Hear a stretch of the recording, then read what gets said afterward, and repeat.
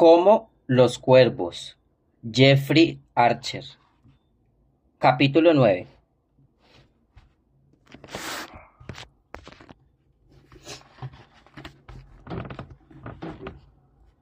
Becky empezó a notar pequeños cambios en los modales de Charlie, primero sutiles y después más obvios. Daphne no intentó ocultar su implicación en lo que ella describía como el descubrimiento social de la década. Mi propio Charlie Dolight. Fíjate, este fin de semana le llevé a Harcourt Hall y tuvo un éxito arrollador. Hasta mamá opinó que era fantástico. ¿A tu madre le gusta Charlie Trumper?, preguntó Becky incrédula. Oh sí, querida, pero mamá sabe que no tengo la menor intención de casarme con Charlie. Ve con cuidado, yo tampoco tenía la intención de casarme con Guy. Querida, tú provienes de la clase romántica mientras que yo he nacido en un medio social más práctico. Por eso la aristocracia sobrevivió durante tanto tiempo. No, terminaré casándome con un tal Percy Wiltshire, y no tendrá nada que ver con el destino o las estrellas, sino con el anticuado sentido común. ¿Y ya has informado a Percy de tus planes para el futuro? Por supuesto que no. Ni siquiera su madre se lo ha dicho. Pero, ¿y si Charlie se enamora de ti? Eso no es posible. Hay otra mujer en su vida, ¿sabes? Santo Dios, nunca me lo ha dicho.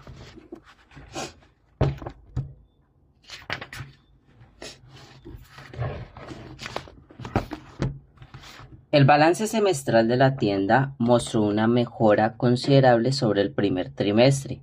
Como Daphne descubrió cuando recibió el siguiente cheque, le dijo a Becky que a este paso no confiaba en exceder ningún beneficio a largo plazo de su préstamo. En cuanto a Becky, pasaba cada vez menos tiempo pensando en Daphne, Charlie o la tienda a medida que se acercaba la hora en que Guy partiría hacia la India. ¿India? Becky no había dormido la noche en que se enteró de que Guy había sido destinado durante 3 años a aquel país y habría deseado sin duda alguna conocer una noticia que desbaratara tanto su futuro de labios de Guy y no de Daphne. Becky había aceptado en el pasado, sin discusión, que los deberes de Guy para con el regimiento le impedía verle de una forma regular, pero a medida que el momento de su partida se aproximaba, empezó a detestar las guardias, los ejércitos nocturnos y casi todas las operaciones de fin de semana en que debía tomar parte. Becky temía que las atenciones de Guy se enfriarían después de su trascendencia visita de Arthur Hall, pero aún se mostró más ardiente y no paraba de repetir que todo sería muy diferente cuando estuvieran casados. Los meses se convirtieron en semanas y las semanas en días hasta que el temido círculo que Becky había trazado alrededor del 3 de febrero de 1920 en el calendario que tenía junto a la cama se cernió sobre ellos. Vamos a cenar al Café Royal, donde pasamos nuestra primera velada juntos, sugirió Guy el lunes anterior a su partida. No, dijo Becky, no quiero compartirte con 100 personas en nuestra última noche. Vaciló antes de añadir, si eres capaz de afrontar la prueba de mi arte culinario, prefiero cenar en el piso, al menos así estaremos solos. Guy sonrió. Becky dejó de pasar a diario por la tienda cuando el negocio empezó a prosperar, pero no podía resistir la tentación de echar un vistazo por el escaparate cada vez que pasaba por delante del 147. Aquel lunes por la mañana en particular le sorprendió no ver a Charlie detrás del mostrador. Eran las 8 en punto. Aquí oyó que le gritaba una voz desde atrás. Se volvió y vio a Charlie sentado en el mismo banco donde la había esperado el día de su regreso. Cruzó la calle para ir a su encuentro. ¿Qué significa esto? ¿Has tomado la jubilación anticipada antes de devolver nuestro préstamo? Por supuesto que no. Estoy trabajando. ¿Trabajando? Haga el favor de explicarme, señor Trumper, cómo puede calificarse de trabajo estar holgazaneando en un banco del parque el lunes por la mañana. Fue Henry Ford quien nos enseñó que por cada minuto de acción tiene que haber una hora de pensamiento, dijo Charlie, con un levísimo rastro de su antiguo acento. Becky no dejó de reparar en su pronunciación de la palabra Henry. ¿Y a dónde te llevan esos pensamientos fordianos en este preciso momento? A esa fila de tiendas de la acera opuesta. A todas ellas, Becky contempló la manzana. ¿Y a qué conclusión habría llegado el señor Ford de haber estado sentado en este banco, que representa 36 maneras diferentes de hacer dinero? Nunca las he contado, pero acepto tu palabra. Pero, ¿qué más ves cuando las miras? Los ojos de Becky se volvieron hacia el Chelsea Terrace.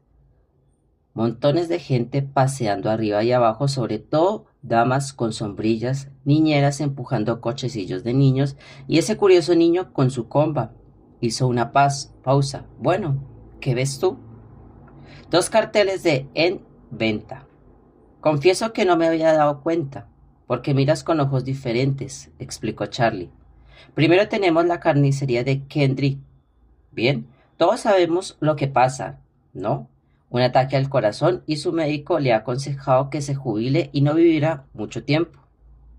Y, a continuación, la tienda del señor Rutherford, dijo Becky, localizando el segundo cartel de en venta. El anticuario. Oh sí, el querido Julián quiere liquidar el negocio y reunirse con su amiguito en Nueva York, donde la ley es más complaciente con sus proclividades particulares. ¿Te gusta la palabreja? ¿Cómo has averiguado? Información, dijo Charlie, tocándose la nariz, el fluido vital de los negocios. Otro principio fordiano. No mucho más cercano, admitió Charlie. Daphne Harcourt Brown. ¿Y qué vas a hacer al respecto? Sonrió Becky. Voy a apoderarme de ambas. ¿Y cómo lo vas a hacer? Con mi inteligencia y tu diligencia. ¿Hablas en serio, Charlie Trumper? Más que nunca. Charlie se volvió para mirarla. Al fin y al cabo, porque Chelsea Terrace ha de ser diferente de Whitespool. Tal vez en un decimal, sugirió Becky. Pues ya no puede mover esa coma, señorita Salmón, porque ha llegado el momento de que dejes de ser un socio secreto y empieces a cumplir tu parte del trato. ¿Y mis exámenes? Utiliza el tiempo libre que tendrás cuando tu novio se vaya a la India. Se va mañana, de hecho. En ese caso, te concedo un día más de licencia. ¿No es así como los oficiales denominan un día de asueto? Pero mañana quiero que vuelvas a John D. Wood y conciertes una cita para ver a ese granuja de empleado. ¿Cómo se llama? Palmer. Sí, Palmer. Dale instrucciones para que negocie en nuestro nombre un precio por esas dos tiendas y adviértele que nos interesa todo cuanto libre en el Chelsea Terrace. Todo lo que quede libre en el Chelsea Terrace, repitió Becky, que tomaba notas en la contraportada de su libro de texto. Sí, y también necesitaremos obtener casi todo el dinero que va a costar, de modo que visita varios bancos y ocúpate de conseguir buenas condiciones. Pasa de todo lo que exceda el 4%. Nada que exceda el 4%, pero 36 tiendas, Charlie. Lo sé, podemos tardar muchísimo tiempo. Cuando Becky llegó a la biblioteca del colegio Bedford, intentó apartar a un lado los sueños de convertirse en el nuevo señor Selfright que alimentaba Charlie, pues tenía la intención de terminar un ensayo sobre la influencia de Verini en la escultura del siglo XVII. No obstante, su mente saltaba de Verini a Charlie y de este Goy.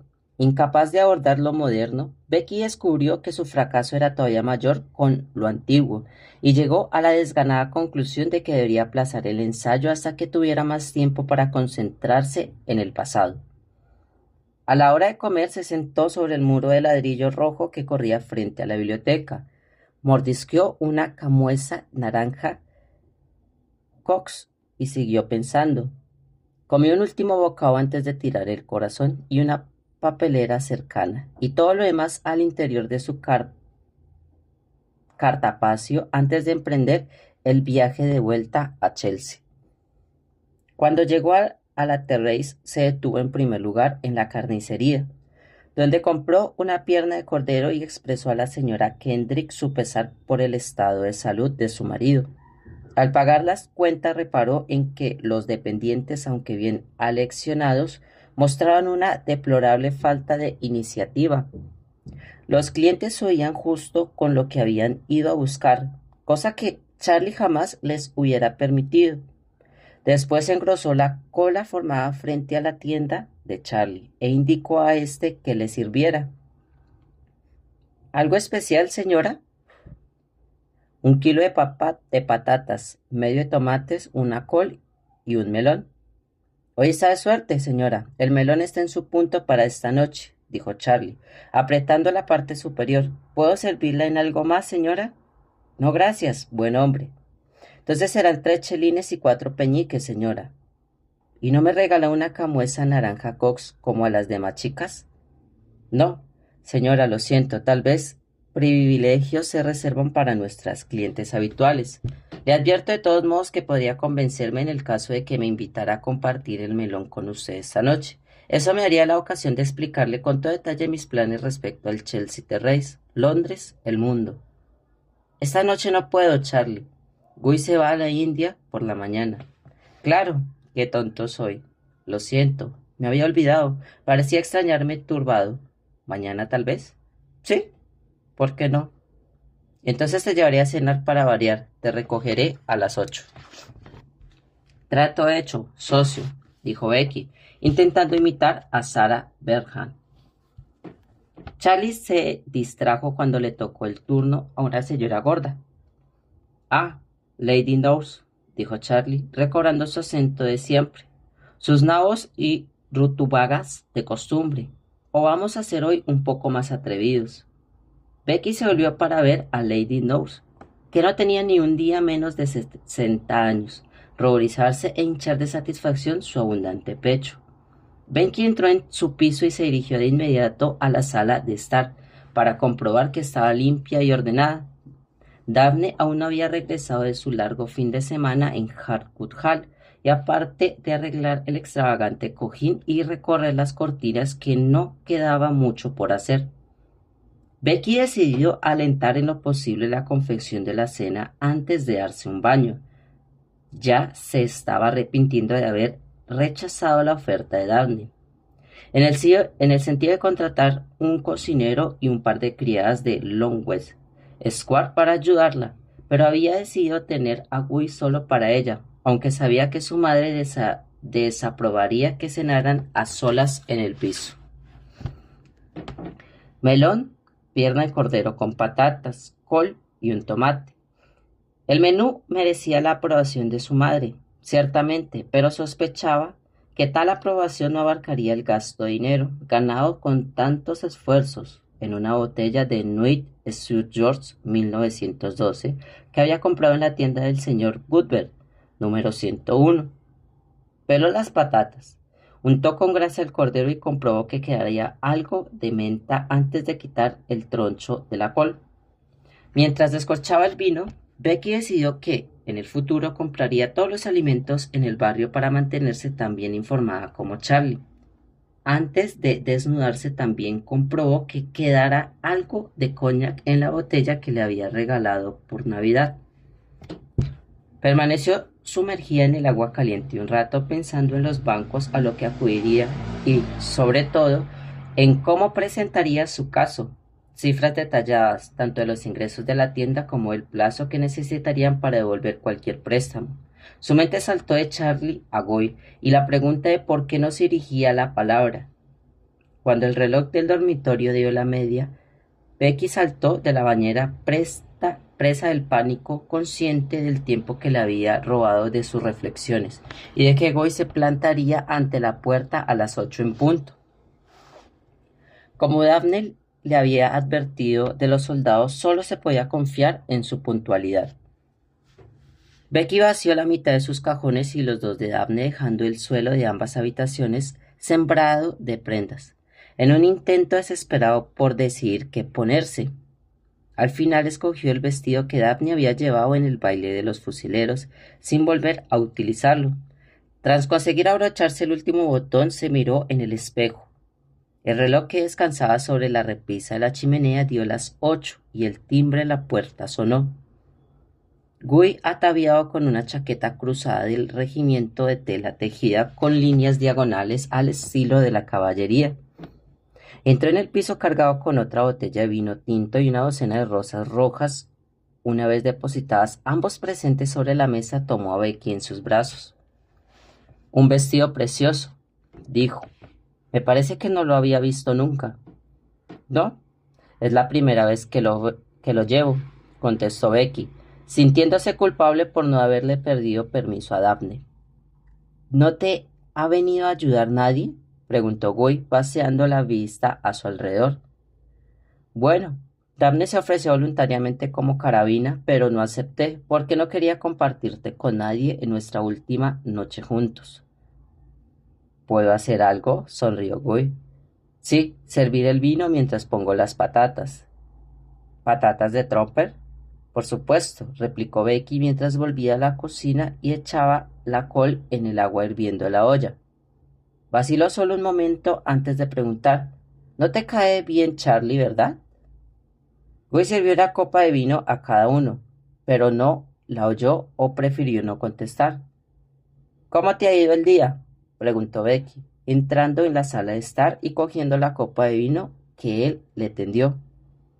Llenando insensacetes baúles para el viaje de mañana, en aquella mierda de país imaginan que debes tener 4 ejemplares de todo. ¿De todo? Becky probó el vino. ¡Qué bueno! De todo. ¿Y tú qué has hecho? He hablado con Charlie sobre sus planes para apoderarse de Londres sin necesidad de declarar la guerra. Adjudiqué a Carvajal un puesto de segunda fila. Seleccionó algunos tomates sin olvidarme de repasar las cuentas del día. Becky colocó medio melón frente a Guy y la otra mitad en su plato mientras Guy volvía a llenarle la copa. A medida que la cena se alargaba, Becky iba tomando mayor conciencia de que probablemente esta iba a ser su última noche juntos hasta dentro de 3 años. Hablaron de teatro, del regimiento, de los problemas en Irlanda, de Daphne, incluso del precio de los melones, pero en ningún momento de la India.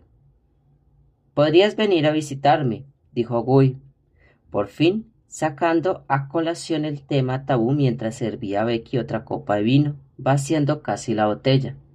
¿Una excursión de un día?, insinuó ella sacando los platos vacíos de la mesa y llevándolos a la cocina. Creo que no pasará mucho tiempo antes de que sea posible. Guy llenó su copa y abrió la botella que había traído. ¿Qué quieres decir? En avión, después de todo, Alcock y Brown han cruzado el Atlántico sin hacer escala, así que la India se convertirá en el próximo destino de cualquier pionero. Tal vez podría ir sentada en un ala, dijo Becky cuando volvió de la cocina. No te preocupes, rió Guy. Estoy seguro de que 3 años pasarán en un abrir y cerrar de ojos y podremos casarnos en cuanto vuelva. Levantó la copa y vio que ella bebía de nuevo. Permanecieron un rato en silencio. Becky se levantó de la mesa un poco mareada. He de poner la cafetera al fuego, explicó. Al regresar, no advirtió que su copa volvía a estar llena. Gracias por una noche maravillosa, dijo Guy. Becky temió por un momento que se fuera a marchar. Me temo que ha llegado el momento de lavar los platos, pues no tienes criadas y yo he dejado a mi ordenanza en los barracones. No te preocupes, hipó Becky. Al fin y al cabo puedo dedicar 1 año a lavar, otra a secar y el último a apilarlos. El insistente silbido de la cafetera interrumpió la carcajada de Guy. Solo tardaré un momento, porque no te sirves una copa de cognac, añadió Becky, desapareciendo en la cocina para elegir 2 tazas, que no estuvieran desportilladas. Volvió con ellas, llenas de café humeante. Se preguntó si se atrevería a bajar un poco la luz de gas, pero desistió. Colocó las dos tazas sobre la mesita cercana al sofá. El café está tan caliente que hemos de esperar un poco al tomarlo, advirtió. Él le pasó la botella de coñac que estaba llena a medias. Levantó su copa y esperó. Ella vaciló y después tomó un sorbo antes de sentarse a su lado. Guardaron silencio durante unos minutos hasta que Guy de repente dejó la copa, la tomó en sus brazos y la besó con pasión, primero en los labios, después en el cuello y luego en sus hombros desnudos. Y Becky solo opuso una tímida resistencia cuando sintió una mano que se deslizaba de su espalda a un pecho. Tengo una sorpresa especial para ti, dijo Guy apartándose. ¿Qué me había reservado para esta noche? ¿Cuál es? Nuestro compromiso será anunciado en el Times de mañana. Becky se quedó tan estupefacta que le miró fijamente. Oh, querido, es maravilloso. Becky le atrajo, hacía sí o no ofreció ninguna resistencia cuando la May de Guy se apoderó de su pecho. ¿Cuál será la reacción de tu madre? Me importa una mierda su reacción, dijo Guy, besándola de nuevo en el cuello. Desplazó la mano hacia el otro seno, y Becky abrió los labios y sus lenguas se juntaron. Notó que le desabrochaba los botones de la espalda lentamente, al principio y luego con mayor seguridad. Guy se apartó. Becky enrojeció cuando él se quitó la chaqueta y la corbata, la estiró por encima del sofá. Consideró la posibilidad de aclararle que ya había ido demasiado lejos. Cuando Guy empezó a desabrocharse la camisa sintió pánico e intuyó que estaba perdiendo el control de la situación. Guy se inclinó hacia adelante y deslizó una parte superior del vestido de Becky por los hombros. Volvió a besarla y Becky notó que su mano intentaba desabrochar el sujetador. Becky creyó que podría salvarse, dado que ninguno de los dos sabía dónde estaba la pinza, pero pronto se hizo muy patente que Guy había solventado problemas similares en anteriores ocasiones, pues soltó con destreza la irritante pinza y vaciló solo un momento antes de trasladar su atención a las piernas de la joven. Se detuvo de repente cuando llegó al borde de las medias y la miró a los ojos. Hasta ahora solo había imaginado, murmuró, pero no tenía ni idea de que fueras tan hermosa. Gracias, dijo Becky. Guy se irguió y le pasó la copa de coña. Becky como otro sorbo, preguntándose si no sería más prudente huir a la cocina con la excusa de que el café se estaba enfriando. De todas formas, he sufrido una decepción esta noche, añadió él sin apartar la mano de su muslo. ¿Una decepción? Becky dejó sobre la mesa su copa, empezaba a sentirse muy borracha. Sí, dijo Guy, tu anillo de compromiso. ¿Anillo de compromiso?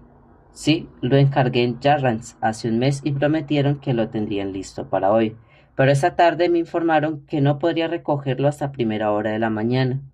No importa, dijo Becky. Sí importa.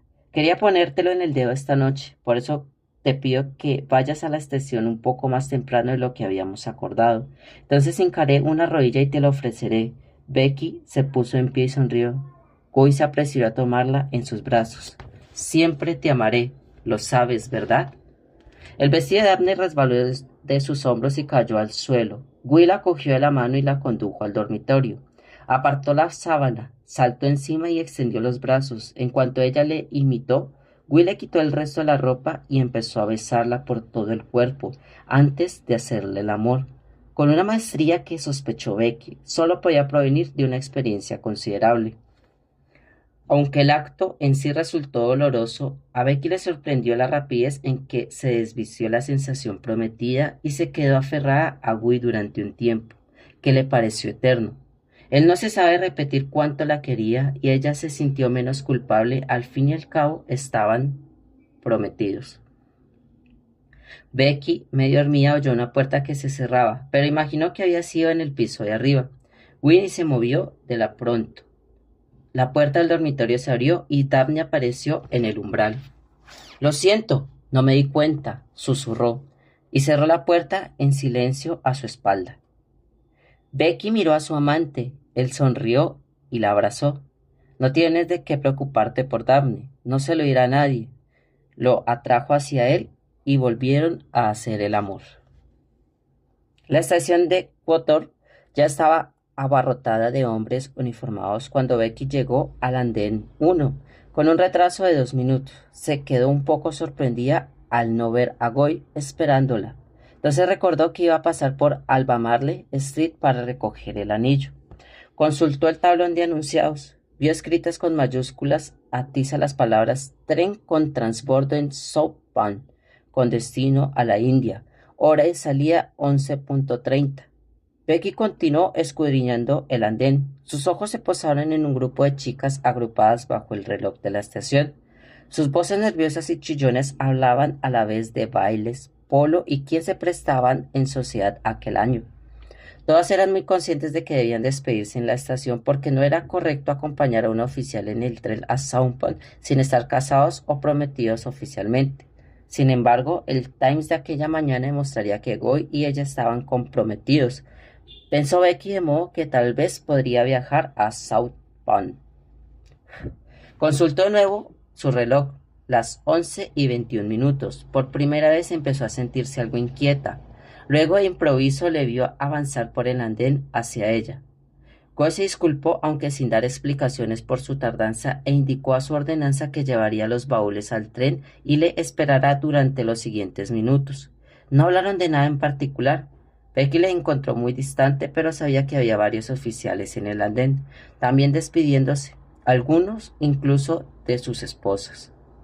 Sonó un silbato y Becky vio que un conductor de tren consultaba su reloj.